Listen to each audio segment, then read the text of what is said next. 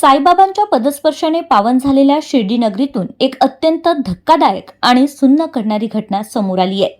साई मंदिर परिसरात फोटो आणि फळे विकणाऱ्या महिलेच्या आपापसातील वादातून एका 30 वर्षीय महिलेची चाकूने भुसकून हत्या करण्यात आली आहे। साई मंदिराच्या गेट क्रमांक 4 समोर रविवारी रात्री 10 वाजताच्या सुमारास महिलेचा खून झालाय। या प्रकरणी शिर्डी पोलिसांनी तडफातडफी कारवाई करत दोन्ही आरोपी तरुणींना गजाआड केलाय।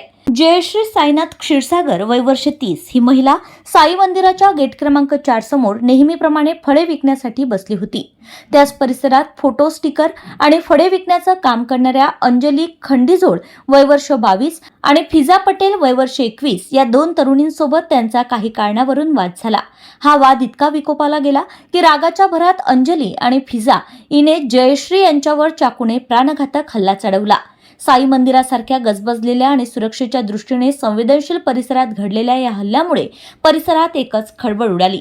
चाकूच्या हल्ल्यात जयश्री क्षीरसागर या गंभीर जखमी झाल्या।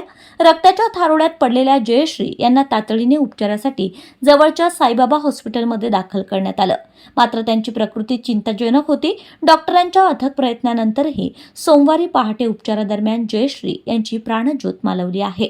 या घटनेची माहिती मिळताच शिर्डी पोलिसांनी घटनास्थळी धाव घेतली। हत्येचा गुन्हा दाखल करत पोलिसांनी अवघ्या काही तासातच आरोपी तरुणी अंजली खंडीझोड आणि फिजा पटेल या दोघींना ताब्यात घेऊन अटक केली आहे। व्यवसाय करताना झालेल्या किरकोळ वादातून हा प्रकार घडल्याचं समोर येत आहे, मात्र या हत्येमागे आणखी काही कारण आहे का याचा सखोल तपास शिर्डी पोलीस करीत आहेत। दोन्ही आरोपी तरुणींना न्यायालयात हजर करण्यात आला आहे। साई मंदिर परिसरात घडलेल्या या हत्येच्या घटनेमुळे शिर्डीतील स्थानिक विक्रेत्यांमध्ये आणि भाविकांमध्ये भीतीचं वातावरण पसरलं आहे।